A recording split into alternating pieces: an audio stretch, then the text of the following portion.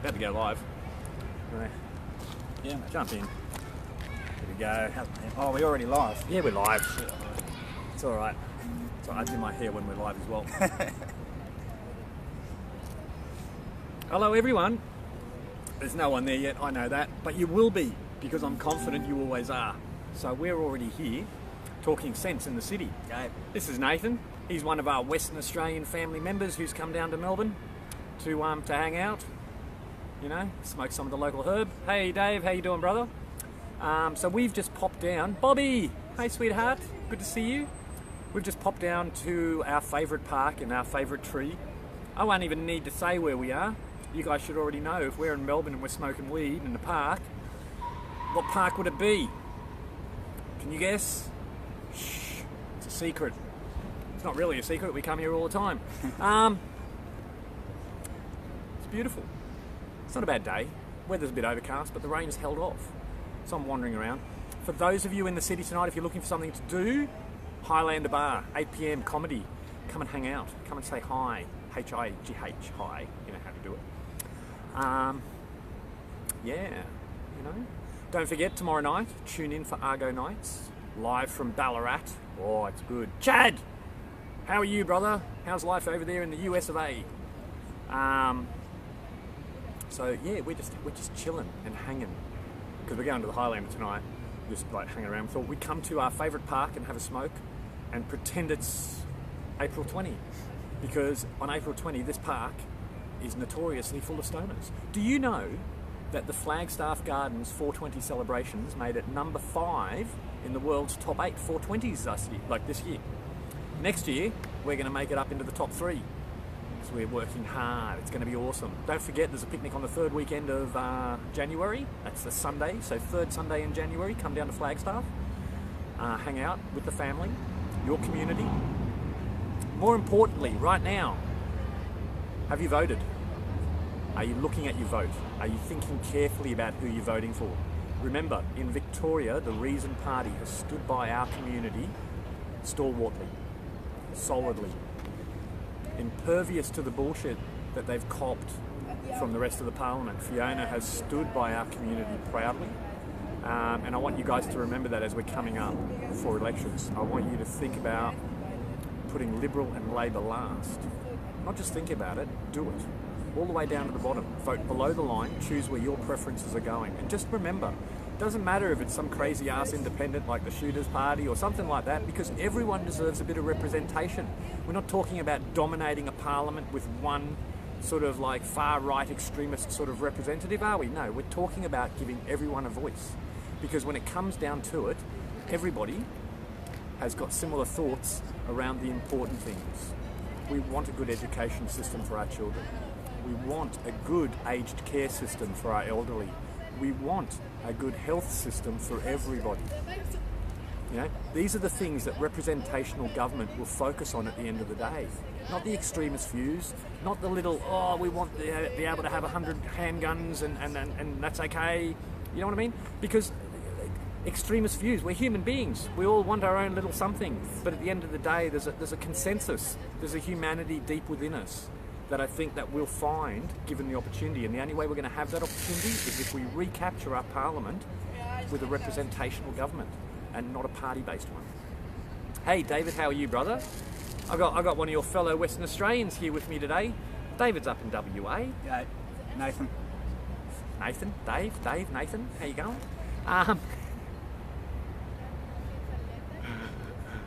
Good on you, mate. Oh, he's got a broken arm. I've got the best one. It's like the Facebook thing, but it's holding a bong.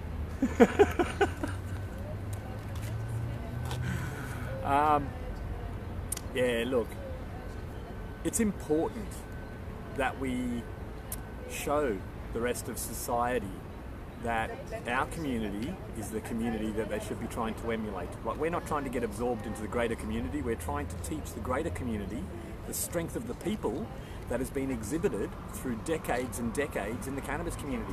Like, can you imagine a straight person's mind bend when you explain to them that cannabis has not gone up in price in 30 years? That we don't allow the price to go up. that the customer decides, and that we don't have this creeping and creeping and creeping.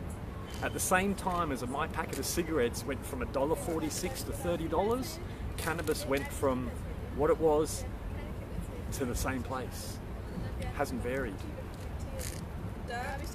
That's because the people run our community. That's something we need to take out into the wider community. We need to take the power back to the people on a grander scale. Not just on the price of cannabis, not just on the way it's packaged, but on the grander scale. Look at credit.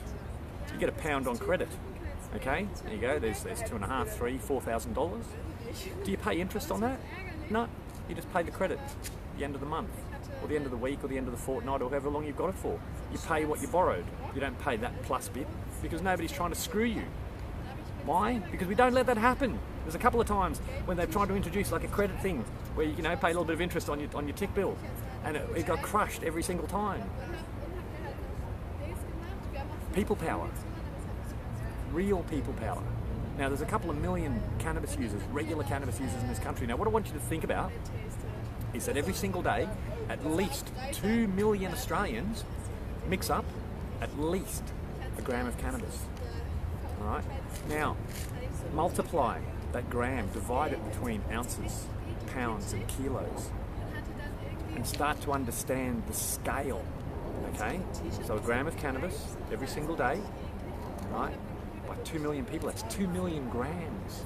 Now 1,000 grams is a kilogram. We're talking about 2 million daily. And that's a lowball figure. That's not as much as being consumed. That's as much as that we can show you statistically guaranteed is being consumed. So you're starting to see it's a lot of cannabis. That's mass distribution. That's mass production. That's not a little guy in the backyard running a couple of rooms in his house. You know what I mean? They try and give you this idea, it's like, oh, drug houses, like these little individuals, and these Vietnamese gangs. You're talking about 2 million grams minimum being consumed every single day. It's a lot of product. It's not a little backyard illegal gang. It's massive scale industry. $130 billion in cash out of cannabis transactions on a yearly basis in Australia alone. Hey Kirsty, how are you? I'm well, thank you. Hey Shane. Sorry, you know me, I sort of like zone out there. Hey Darius in Tassie, how you doing? I will, David, I'll send you that one when I get it. It's on my computer in my photos file somewhere. Yeah, look, I think we really need to start really making people see the scope and the scale of the cannabis industry, to make them understand that prohibition doesn't stop it. What prohibition does is it causes suffering and harm to millions of Australians. Just epilepsy patients alone in this country number 250,000. Now, each of those people would benefit from access to cannabis. And we're not talking about some sort of like diluted, manipulated sort of thing in a prescription bottle. We're just talking about a natural plant that'll grow in the backyard for nothing. Right? So when people are going, oh, you've got to pay $30,000 a month for that treatment, and you go, well, hang on, I can just grow a couple of plants and not pay anything at all. See, because there's nothing special that has to happen to the cannabis in their little chemistry labs. As a matter of fact, anything that does happen is it becomes dangerous. See, when you leave a plant as a full extract, it's balanced. It's a balanced medicine, so that it actually comes into your body with the emulsifiers, so it'll bond with your fat cells for slow distribution. It actually has the high THC and the CBD content, so that one protects cell tissue and the other attacks tumorous tissue. There are so many wonders contained within this plant that don't take any kind of manipulations. And people go, oh, you get a bit of a stone from the THC. How much of a stone do you think you get from Oxy or all of those other painkillers? There is nothing dangerous about cannabis, because you can consume as much as you like. You can consume more than you like. It can't hurt you. It can't kill you. There is no links to psychosis. That's been proved. When you've looked for something for 60 years, hundreds and hundreds of thousands of research papers being put together trying to find the link between cannabis use and psychosis, and you can't find one, Occam's razor tells you it's because it's not fucking there. You know what I mean? When you keep looking for something and can't find it, perhaps you need to open up your mind to the concept that it doesn't exist. Stop trying to create hurdles getting in the way of access. Allow us to take the harms away from the individual, and then we can all sit down and have a calm and rational conversation about how to regulate cannabis, how to make the most of this amazing plant for Australia's economy. We can do that, but first, the primary point, stop harming people. End the prohibition on personal use, personal possession and the small home grow. That's going to allow patients, people, anyone to be able to access it if they need it. Then we can talk about regulations, then we can talk about industries, then we can talk about who's going to make the billions and billions of dollars, because that doesn't concern me. I don't care who makes the money. What I care about is the people that are being harmed at the ground level, the patients, the parents. Now, when you're talking about 250,000 people that suffer of epilepsy, that's the patients, okay? Now, sadly, and it's not like they're a burden on their family, but it is the fact that the families have to actually become involved more in the family, in the activities of someone that is severely epileptic. So, you know, everything from cleaning them, feeding them, caring for them. So it's not just the stress and the strain and the harm being perpetrated on the 250 individuals suffering from the condition. It's all of the stresses and the strains that the families of those people have to go through. And keep in mind, this is needless, right? Needless. See, they don't have to suffer. If we allowed access to cannabis, they wouldn't be suffering. There's no ifs and buts about that. They wouldn't be suffering. If we end prohibition today, the suffering will end for those 250,000 people like that, because they'll be able to access what they need. And it's not like this is some sort of new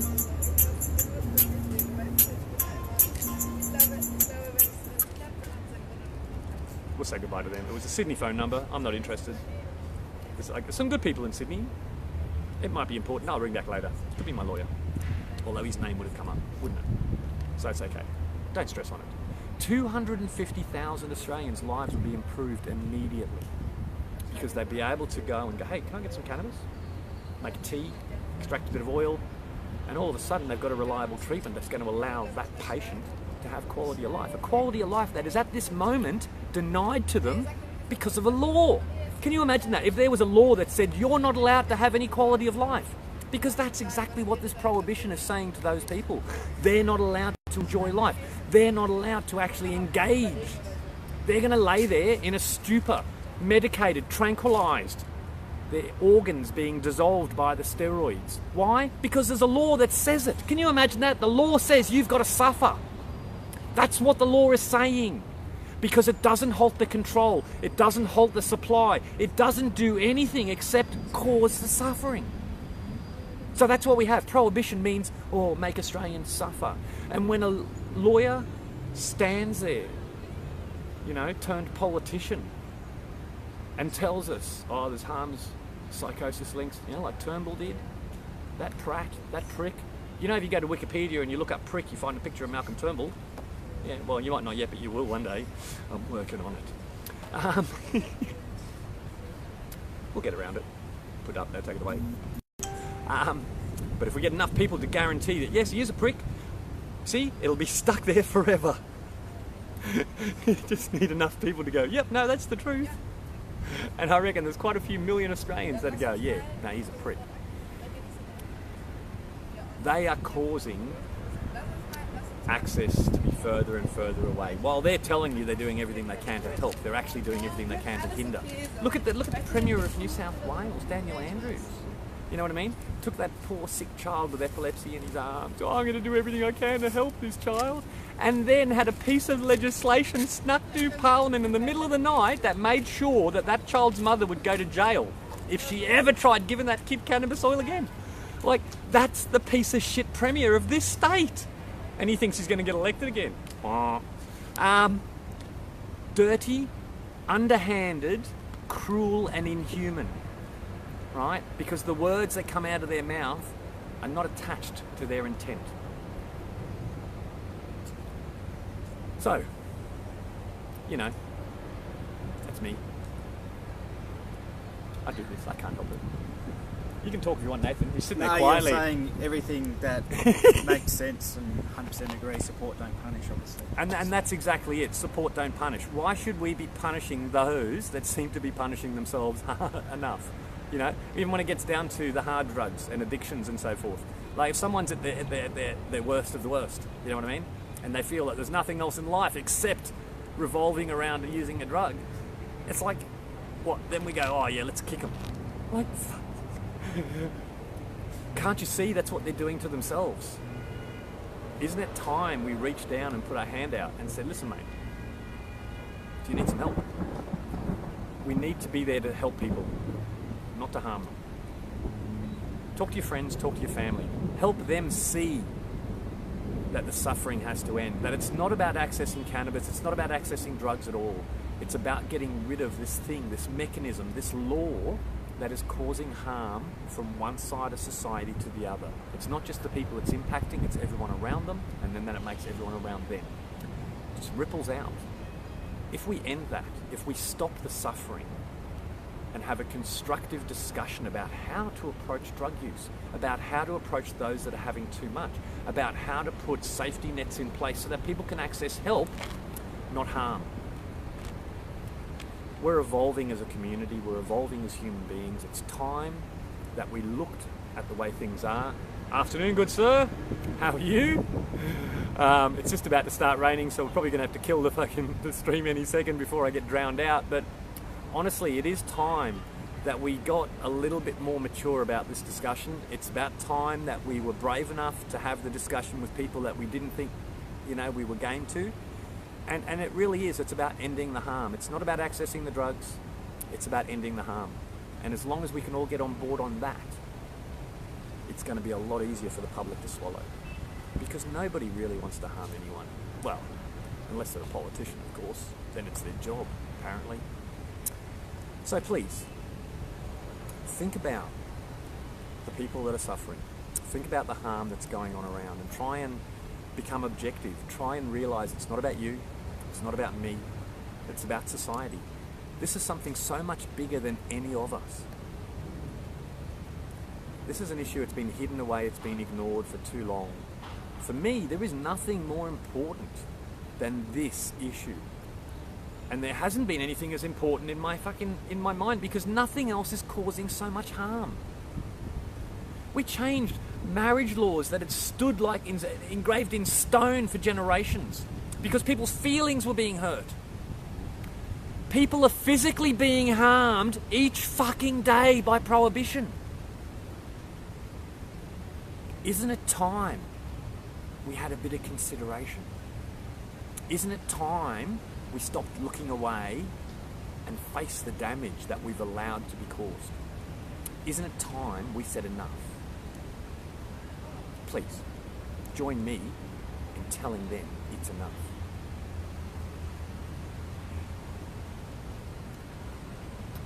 Yeah, Kirsty, look, you're not going to find any help from any government agency, because they'll do it for the sound bites, but when it comes down to actually presenting solid movement, nobody wants to touch it. That's why we, the people, this is a people-led change. This is something that we have to become so loud that they can no longer ignore us.